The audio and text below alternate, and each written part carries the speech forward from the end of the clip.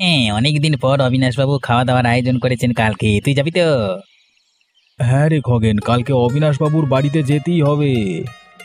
হ্যাঁ, আরে অবিনাশবাবু আমাদের সবার খুব প্রিয় মানুষ, তাই কি কি রান্না করা হবে জানিস? হ্যাঁ, আমি ভাবছি মাছের কালিয়া আর গরম গরম লুচি হলে মন্দ হয় না, সঙ্গে একটু চাটনি আর পায়েস থাকলেই জমে যাবে। একদম ঠিক বলেছিস, তবে শুক্তো আর ডালটাও রাখা দরকার, না হলে খাওয়ার সম্পূর্ণতা আসবে না। আর জানিস তো মিষ্টি খুব ভালোবাসেন অবিনাশবাবু, রসগোল্লা সন্দেশ। হ্যাঁ, তাই তো, আমি দোকানে গিয়ে ভালো মিষ্টি নিয়ে আসবো, আর বাড়ির আচারটাও তুলে রাখবো, ওনার জন্য নিয়ে যাব। দারুণ।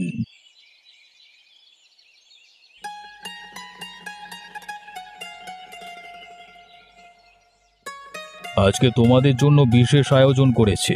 ভালো ভালো পদ রেঁধেছি, মাছের কালিয়া, খাসির ঝোল, সঙ্গে পোলাও, রসগোল্লা সব আছে। আহা, সত্যি কথা বলতে কি, আপনার বাড়ির খাবারের স্বাদই আলাদা। যা বলেছিস, অবিনাশবাবুর বাড়িতে নিমন্ত্রণ পেলে আমরা যেন ভোজন রসিক হয়ে যাই। বাবু, আমিও যদি একটুখানি খাবার পেতাম, অনেকদিন মানে ঠিক মতো খেতে পাইনি তো। আরে হরিপদ, তুমি এখানে কেন? এসব বড় লোকেদের খাবার, তোমার মতো লোকেদের জন্য নয়। আরে ও হরিপদ কাকা, তোমার এসব খেয়ে কাজ নেই, তোমার জন্য মোড়ের ধাবার খাবারই যথেষ্ট, বুঝলে? যা যা, এসব খাবার তোকে মানাবে না, তোকে দেখলি তো পুরো আমেজটাই নষ্ট হয়ে যাবে। বাবুরা, আমিও তো মানুষ, ক্ষুধা তো আমারও লাগে। যাও যাও, বাইরে যাও, আমার অতিথিদের সামনে দাঁড়িয়ে থেকো না এভাবে হ্যাংলার মতো। আহা, খাবারের আনন্দটাই নষ্ট করে দিল কলা। ঠিকই বলেছ, ওরকম লোকেলে উৎসবের আনন্দটাই মাটি হয়ে যাক কলা।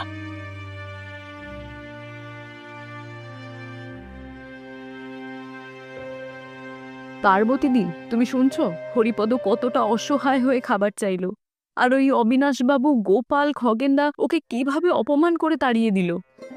হ্যাঁ রে লতা, শুনলাম, কিন্তু এটা নতুন কিছু না। গরিব হলে এদের চোখে মানুষ বলে গণ্য হওয়া যায় না। কিন্তু দিদি, খাবার কি শুধু বড় লোকেদের জন্য? ক্ষুধা তো সবাইকেই সমানভাবে কষ্ট দেয়। হরিপদ কি মানুষ নয়? জানিস লতা, আমি যখন এই বাড়িতে কাজ করতে শুরু করি তখন থেকেই দেখে আসছি, এরা অভিজাত বলেই নিজেদের আলাদা ভাবে, গরিবদের মানুষ বলে গণ্যই করে না। কিন্তু এটা তো অন্যায়। হরিপদ তো শুধু একটু খাবারই চেয়েছিল, তারও কি অধিকার নেই ওর? অধিকার আছে, কিন্তু এই সমাজ তাকে সেই অধিকার দিতে চায় না। তাহলে যদি আমরা কিছু করি, যদি লুকিয়ে হলেও হরিপদকে একটু খাবার দিই। হ্যাঁ, ঠিক বলেছিস লতা, মানবিকতা তো বাঁচিয়ে রাখতেই হবে। চল, কিছু খাবার পাত্রে তুলে নিয়ে বাইরে গিয়ে হরিপদকে দিই।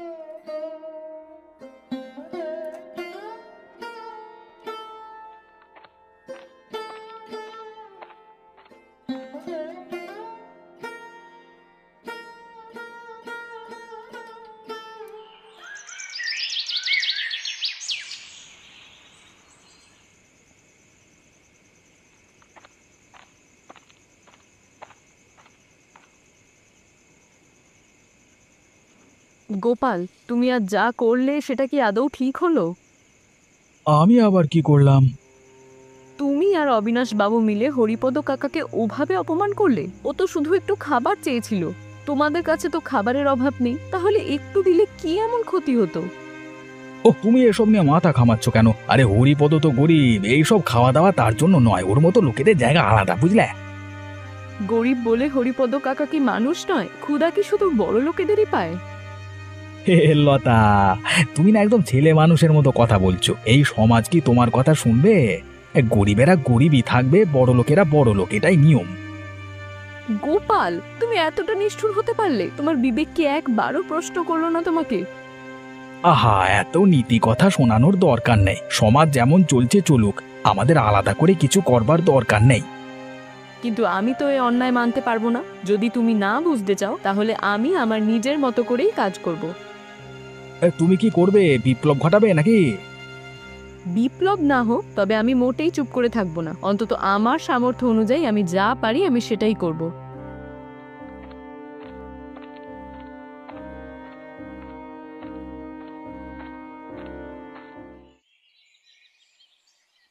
শোনো, আজ একটা দারুণ কথা মাথায় এলো। কি বলো? আমরা কি শুধু নিজেদের নিয়েই আনন্দ করব? সমাজে তো এমন অনেকেই আছে যাদের সাথে আমরা আমাদের আনন্দটাকে ভাগ করে নিতে পারি। তুমি কি বলতে চাইছো? আমি তো জানি লতার মাথায় কিছু না কিছু চলছেই। বলো বলো, কি ভাবছো? আমরা সবাই মিলে পিকনিক করব, আর সেই পিকনিকে আমরা হরিপদ কাকাকেও নিয়ে যাব। হরিপদ কাকা মানে আমাদের সাথে? কিন্তু সমাজ কি এটা আদৌ ভালোভাবে নেবে? সমাজ কি বলবে সেটা ভাবলে তো কোনো ভালো কাজই আর করা যাবে না। হরিপদ কাকা কি মানুষ নয়? ওকে কেন আমরা আমাদের আনন্দের ভাগ দিতে পারবো না বলতে পারো? একদম ঠিক বলেছো লতা। আমি তো বলি শুধু হরিপদ কাকা নয়, ওনার মতো আরো কয়েকজন অভাবী মানুষকে নিয়ে এই পিকনিক করা যাক। হ্যাঁ, তাই হবে। আমরা শুধু নিজেদের মধ্যেই আনন্দ করলে সেটা স্বার্থপরতা, কিন্তু যদি অন্য কাউকে সেই আনন্দ দিই তাহলে সেটাই হবে প্রকৃত আনন্দ। বেশ, তো তাহলে ঠিক কোথায় যাব? নদীর ধারে গেলে কেমন হয়? খোলামেলা পরিবেশ আর রান্নার ব্যবস্থাও সহজ হবে। বেশ, আমরা নিজেরাই তবে রান্না করব, নিজেদের মতন করে সময় কাটাবো। আর সবচেয়ে বড় কথা, হরিপদ কাকা যেন নিজেকে একঘরে না ভাবে, সেই দিকটাও কিন্তু আমরাই নিশ্চিত করব। হ্যাঁ, একদম ঠিক বলেছ। তাহলে কাল সকালেই বাজারে যাব, আমরা যা যা দরকার কিনে আনবো। আরেকটা কথা, এটা শুধু একটা পিকনিক নয়, এটা একটা বার্তা। সবাই একসঙ্গে আনন্দ করতে পারে, ধনী গরিবের ভেদাভেদ না থাকলেও তো চলে।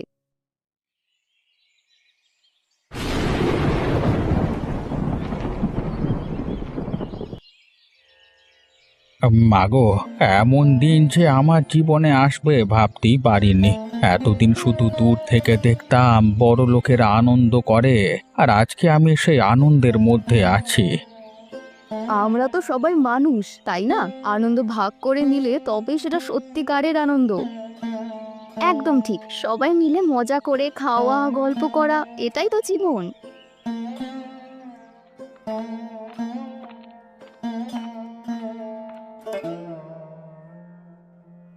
ও, এত বড় বড় ভাব, হ্যাঁ? গরিব দুঃখীদের সঙ্গে নিয়ে পিকনিক করছো?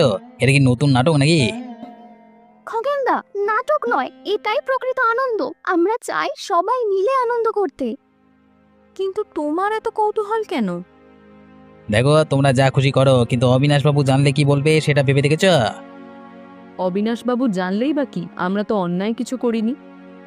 আচ্ছা আচ্ছা, দেখি তো তোমাদের এই দান ধ্যান আর মহানুভবতা কতদিন টেকে। হ্যাঁ, আমি কিন্তু সব বলে দেব।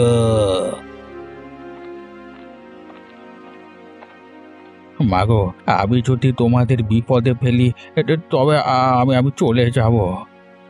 কিছুতেই না, আমরা মোটেই ভয় পাই না। সমাজ বদলাতে গেলে কিছু বাধা তো আসবেই, কিন্তু আমরা ঠিক করেছি অন্যায়ের কাছে আমরা মোটেই মাথা নত করব না।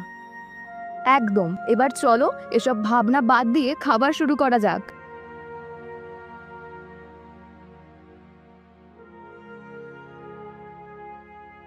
বাবু, বাবু শুনেছেন? গোপালের স্ত্রী লতা সঙ্গে আরো 4জন বউ এই গরিব হরিপদকে নিয়ে পিকনিক করছে। ভাবুন তো, আমাদের সমাজ কোথায় যাচ্ছে। কি, গরিব হরিপদকে নিয়ে পিকনিক? এসব করতে সাহস পেল কেমন করে? লতার এত বাড়াবাড়ি, মানে আমি কি বলবো বলুন তো? লতা আর ওই 4 বউ মিলে কি বলতে চায়? গরিব আর বড়লোকের মধ্যে কোনো ভেদাভেদ থাকবে না? সমাজ কি এভাবে চলে? ওদের আনন্দ ভাগ করাচ্ছি। এটাই যদি চলতে থাকে তাহলে কালকে দেখবে গরিবেরা আমাদের সমান হওয়ার স্বপ্ন দেখতে শুরু করবে। সেটা হতে দেওয়া যায় না। ঠিক বলেছেন বাবু, এদের যদি এখনই থামানো না যায় তবে কালকে হরিপদ আর তার মতো লোকেরা আমাদের কাঁধে চেপে বসবে। গোপাল, এবার শোনো, তোমার স্ত্রীকে বলে দাও এসব আদিক্ষেতা দেখানো বন্ধ করতে। যদি আবার এমন কিছু হয় তবে তার পরিণাম ভালো হবে না। কিন্তু বাবু, কিন্তু টিন্তু কিছু নেই। আমি যা বললাম সেটা মনে রেখো। তোমার বউ যদি এভাবে চলতে থাকে তাহলে তোমার অবস্থাও ভালো থাকবে না।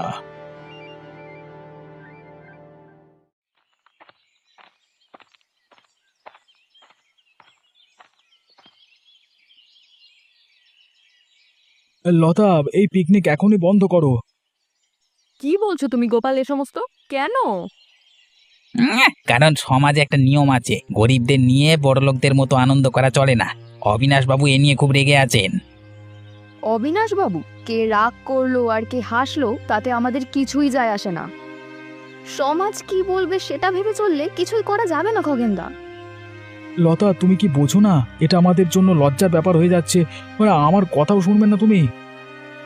গোপাল, অন্যায়ের সঙ্গে যদি তোমার সম্মান জড়িত থাকে তবে সে সম্মান থাক বা না থাক আমার কিন্তু কিচ্ছু যায় আসে না।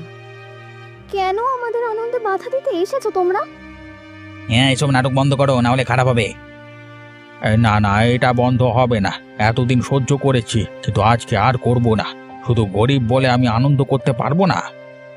চুপ করো হরিপদ, তোর এত সাহস? হ্যাঁ, সাহস আছে। আমি আমার মাথা নিচু করব না। লতা আর অন্যেরা যদি আমাকে মানুষের মতো সম্মান দিতে পারে, তবে তোমরা কে আমার আনন্দের পথে বাধা দেওয়ার? এই বেশি কথা বলিস না। মারো, তাতে আমার ভয় নেই, কিন্তু অন্যায়ের বিরুদ্ধে দাঁড়ানোর এবং লড়াই করবার আমার ক্ষমতা আছে, আর আমি এই ক্ষমতা ছাড়বো না। এটা কিন্তু আর সহ্য করা যাচ্ছে না। গোপাল আর খগেনকে এত সাহস কে দিল? আর কে? নিশ্চয়ই ওই অবিনাশ বাবু। ওদের সাহস তিনিই জুগিয়েছেন। আমরা কি তাহলে চুপ করে থাকবো? একদম না, আমরা সোজা অবিনাশ বাবুর কাছে যাব। কিন্তু উনি তো রাগ করবেন। রাগ করুক, আমাদের চুপ করে থাকলে মোটেই চলবে না। আমরা ওনাকে জানাবো যে আমরা মোটেই ভয় পাচ্ছি না। মাগো, আরে ওনারা তো ক্ষমতাশালী, যদি তোমাদের কিছু করে। এতদিন ওদের ভয় পেয়ে থেকেছি বলেই ওরা মাথায় চেপে বসেছে। এবার সময় এসেছে দাঁড়িয়ে কথা বলার। ঠিক বলেছো, আমরা নিজেদের অধিকারের জন্য লড়াই করব। তাহলে দেরি কেন? চলো অবিনাশ বাবুর কাছে গিয়ে বলে আসি আমরা অন্যায় মেনে নেব না।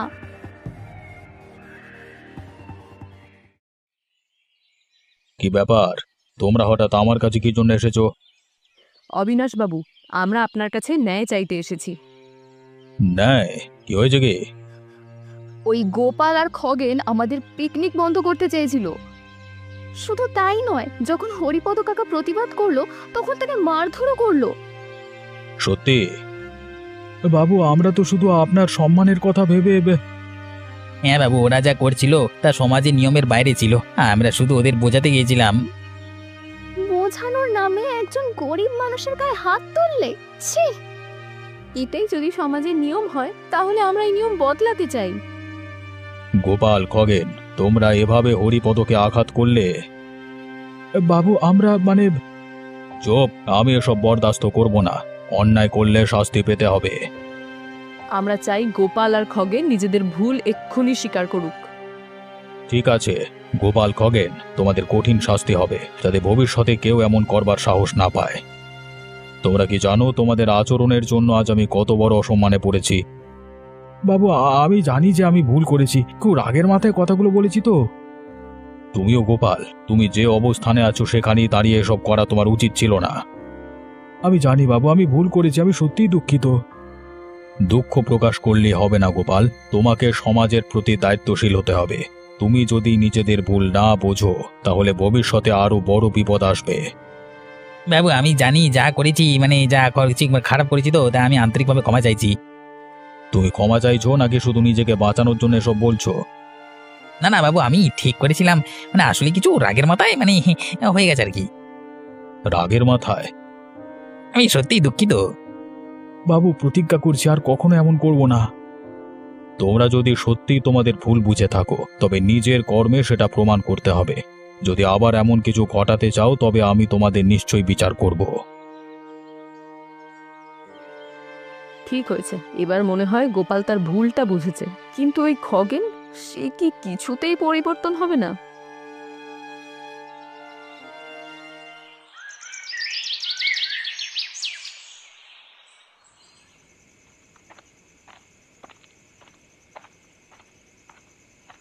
এই কি গোপাল, আজকের পরিণামটা কি ঠিক হলো বলে মনে করছিস? হ্যাঁ, জানি না খগেন, আজকের ব্যাপারটা তো আর ভুলে যাওয়ার মতো নয়। অবিনাশবাবুর রাগ দেখে আমিও কিছুটা ভেঙে পড়েছি।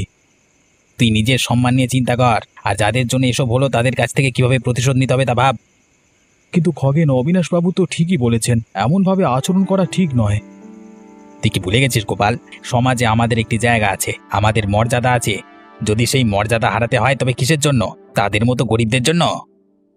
কিন্তু হরিপদ তো আমাদের মতোই মানুষ, আমরা তাকে অবজ্ঞা করেছিলাম। আচ্ছা, ভালো কথা, কিন্তু সে তো গরিব, আর তার সঙ্গে পিকনিক করতে যাওয়ার পরই তো অবিনাশবাবু রেগে গেছিলেন, তাই না? আমাদের ওই 5 বউ এবং হরিপদকে শিক্ষা দিতেই হবে। কিন্তু কি করে? ওরা যেন আমাদের দুজনকে অবিনাশবাবুর কাছে মানে ছোট করলো, যেমন ঠিক তেমন ভাবেই আমরা ওদের ছোট করব, আর প্রমাণ করব যে গরিব বড়লোক কখনো এক হতে পারে না। তুই যেটা বলছিস খগেন সেটা একেবারেই ঠিক নয়। তুই যদি সমাজের সত্যিকারের অধিকার চাস তবে তোকে লড়াই করতে হবে, আর যারা তোকে মানে তোর সামনের পথের কাঁটা হয়ে দাঁড়াবে তাদেরকে মানে মারিয়ে যেতে হবে। আমি জানি না খগেন, আমি আর এভাবে চলতে পারবো না। তুই যা বলছিস সেটা একেবারেই ঠিক না। অন্যায়ের বিরুদ্ধে দাঁড়াতে সাহস চাই, কিন্তু তুই যদি ভয় পেয়ে থাকিস তবে তোর ভাগ্য কেউ বদলাতে পারবে না, তুই জানে।